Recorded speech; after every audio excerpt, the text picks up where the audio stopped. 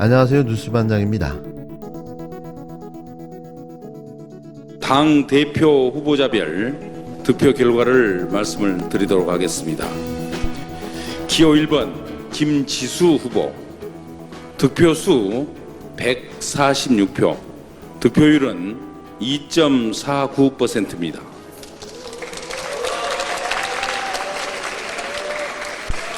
기호 2번 김두관 후보 득표수 881표, 득표율은 15.01%입니다.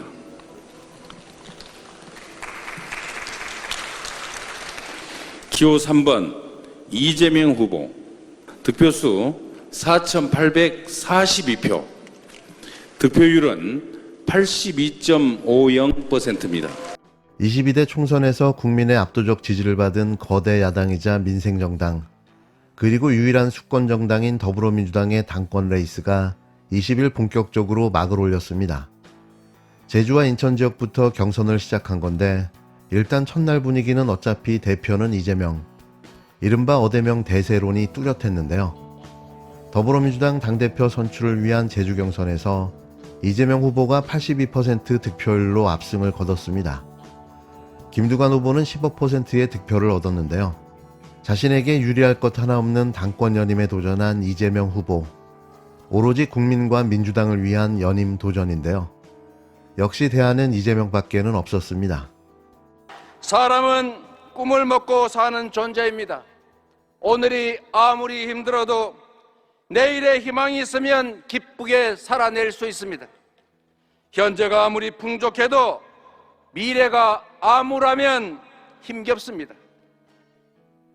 지금 우리는 희망과 꿈을 잃어버렸습니다. 격화되는 불평등과 양극화, 저성장과 민생고가 우리의 삶을 옥죄고 있습니다. 먹고 사는 문제가 가장 중요하지 않습니까? 국민의 먹고 사는 문제를 해결하는 것이 바로 정치의 가장 큰 책무입니다. 그래서 먹사니즘이야말로 가장 중요한 정치 이념 이데올로기 아니겠습니까? 경제는 안정 속에서 합리성과 공정성을 먹고 사는 존재입니다. 민주주의가 경제고, 그래서 평화가 곧 경제인 것입니다. 국민과 함께 국가 역량을 총동원해서 성장을 회복하고 지속적 성장을 통해 더 많은 기회를 만들어서 우리의 희망을 키워가야 하지 않겠습니까? 먹고 사는 민생 문제, 이른바 먹사니즘을 거듭 내세우며 유능한 야당을 강조했는데요. 대항마로 나선 김두관 후보는 훼손된 민주의 DNA를 살리겠다며 이재명 일극 체제를 정면 비판했습니다. 미래세대 주자 김지수 후보도 기후와 평화 이슈로 당의 외연을 넓히겠다고 호소했는데요. 하지만 득표율이 바로 공개되는 지역별 경선 첫날, 어대명이라는 확고한 대세론만 재확인됐습니다. 제주에서 이재명 82%, 김두관 15%, 인천에서는 이재명 93%, 김두관 5%, 이 후보가 누적 득표율 90%의 압도적인 격차로 승리한 건데요. 최고위원 경선에서는 원외 정봉주 후보가 1위를 차지했습니다. 이날 제주와 인천에서 시작된 지역 순회 경선은 총 15차례 열리게 되는데요.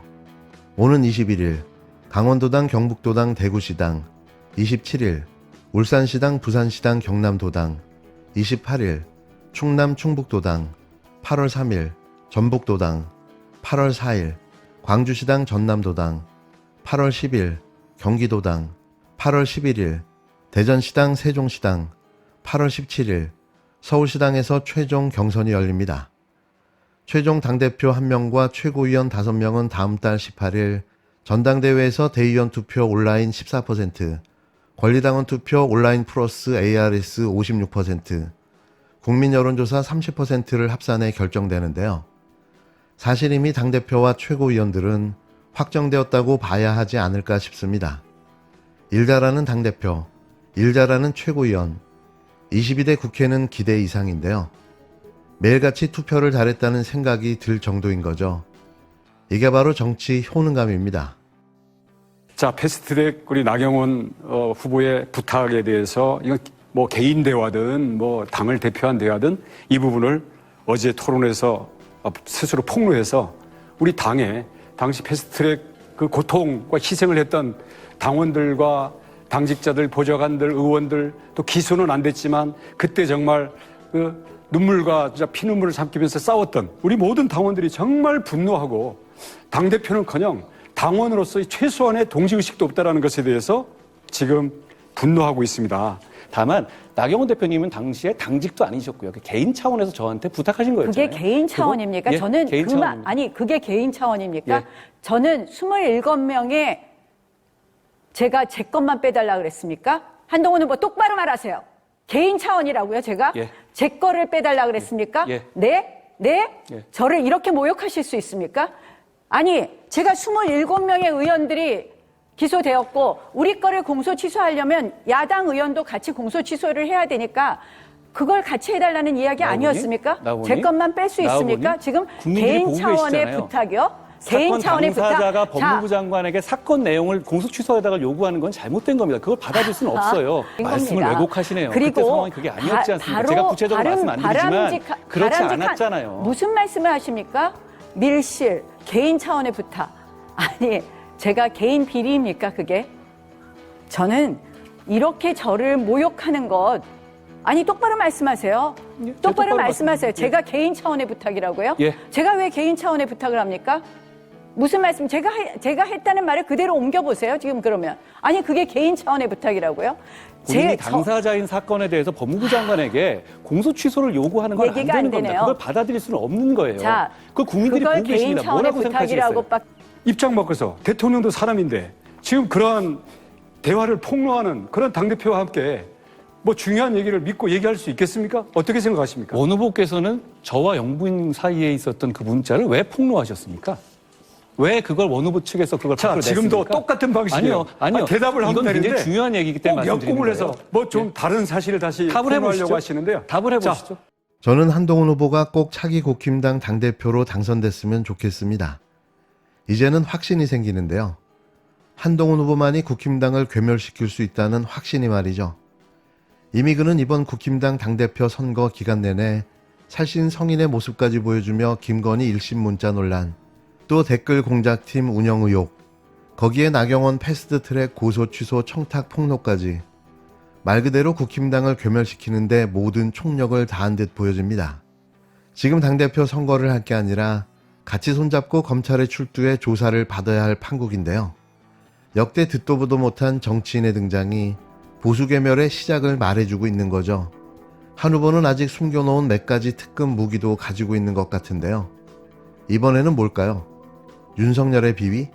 아니면 김건희의 비밀? 그것도 아니면 원희룡의 범죄 사실? 그게 뭐가 됐든 결국 파국이 될 텐데요. 전당대회가 이틀 앞으로 다가온 국힘당은 당원투표 이틀째 투표율이 40%를 겨우 넘기며 1년 전보다 다소 저조했습니다.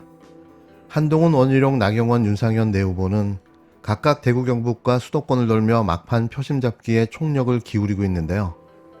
7월 23일 과연 누가 국힘당 당권을 거머쥘까요? 저는 한동훈을 강력하게 지지합니다.